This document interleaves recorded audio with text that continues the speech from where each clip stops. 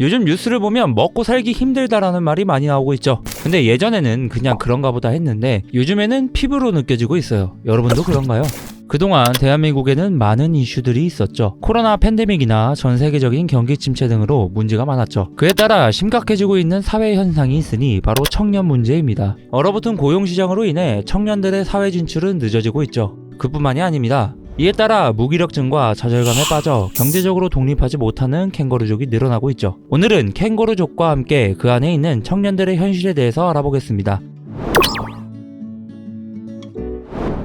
우선 캥거루족에 대해서 알아보겠습니다. 캥거루족, 마치 주머니 속에 있는 아기 캥거루처럼 성인이 되었는데도 독립하지 못하고 경제적으로, 정신적으로 부모에게 의지하는 젊은 세대를 말합니다. 국무조정실에서 발표한 청년의 삶 실태 조사를 보면 부모와 미혼의 청년이 동거하는 비율이 50% 이상인 걸 알 수 있습니다. 이렇게만 보면 부모와 함께 동거하는데 뭐가 문제가 되냐고 말할 수 있지만 문제는 캥거루족의 나이대가 20, 30대를 넘어 40, 50대까지 비율이 높아지고 있다는 겁니다. 캥거루족이라는 말이 본격적으로 나오기 시작한 것은 2000년대 후반부터입니다. 1997년에 IMF 외환위기로 인해 많은 기업이 도산하고 직장인들은 해고를 당했죠. 이후 취업의 문턱은 좁아지고 당연히 자리가 부족하니 회사 입장에서는 유능한 인재를 뽑는 것에 중심을 두죠. 1990년대 중반부터 많은 사람들이 고등학교를 졸업하고 대학교를 가게 되었죠. 그렇게 되면 대학교를 졸업하기까지 2에서 4년간의 시간만큼 사회 진출 시기가 늦어지죠. 또한 대학교를 입학함으로 등록금을 내기 위해 학자금 대출 등을 받아 청년들이 사회에 나올 때는 이미 상당량의 빚을 지게 됩니다. 일단 이것이 일반적인 시작점이죠. 이후 지속적인 경기 침체로 고용시장은 얼어붙고 연금을 주는 공무원이나 공공기업이 인기를 끌게 되지만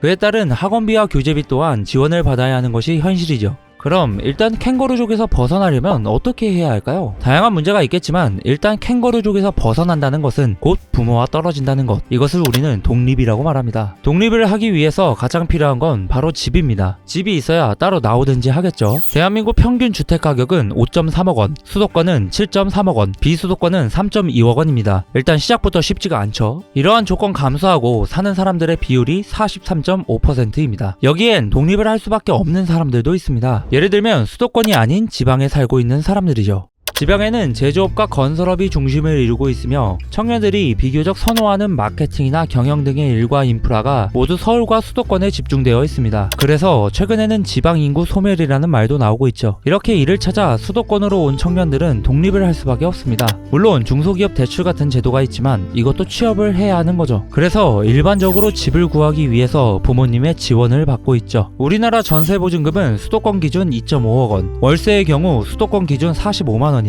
이게 2022년도 기준 자료니까 지금은 이것보다 더 올랐겠죠. 그리고 월세뿐만 아니라 관리비, 공과금, 통신비, 식비 등이 들어가게 됩니다.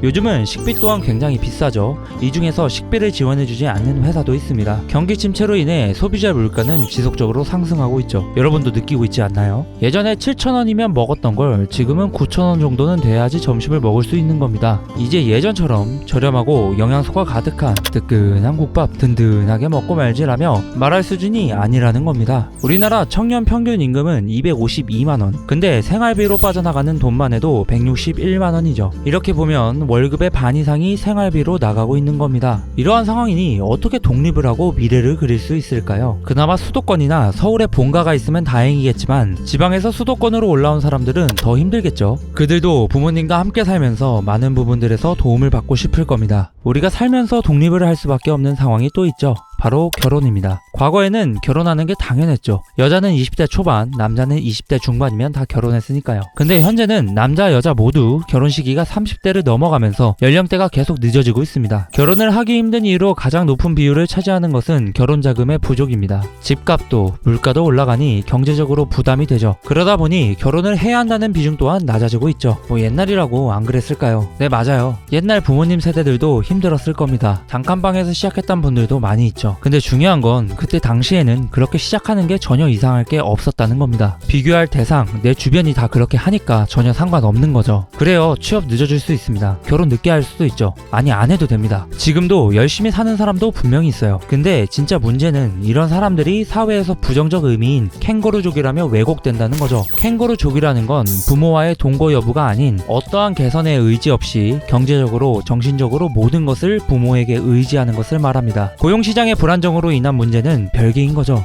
근데 걱정되는 일은 그들 자신이 사회 문제라고 인식할 수 있다는 겁니다. 우리는 현재 미디어 속에 살고 있죠. SNS를 통해 우리는 수많은 인플루언서들을 봅니다. SNS가 사회에 끼치는 영향에 대해서 다들 아실 겁니다. SNS는 셀럽과 그리고 각 개인들이 수많은 게시물을 업로드합니다. 근데 사람들이 그걸 보고 와 이런 데가 있네, 이 친구 여기 갔구나 이렇게 생각하면 그만인데, 이걸 계속 보게 되면 스물스물 이런 생각이 떠오릅니다. 근데 나는 뭐 하고 있지? 우리 인간은 항상 비교를 하고 살아갑니다.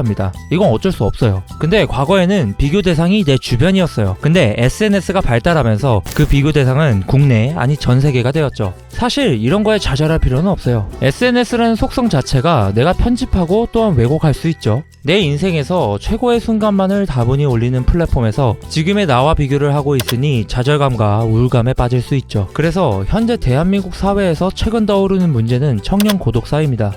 우리나라는 보여주기 민족이다, 눈치를 많이 본다라는 말이 있죠. 우리나라 명품 소비는 세계 1위입니다. 프로포즈를 위해서는 100만원 상당의 고급 호텔에서 명품 가방을 함께 선물해야 하며, 그리고 외신에서는 SNS에 자랑하는 대한민국의 청혼 문화를 대놓고 까기까지 했죠. 명품 사는 거 뭐 좋아요, 인스타그램에 올리는 거 뭐 나쁘지 않죠. 근데 그걸 보고 우울해할 필요는 없는 거잖아요. SNS를 잘만 활용하면 유용한 정보도 얻을 수 있고 동기부여도 할 수 있죠.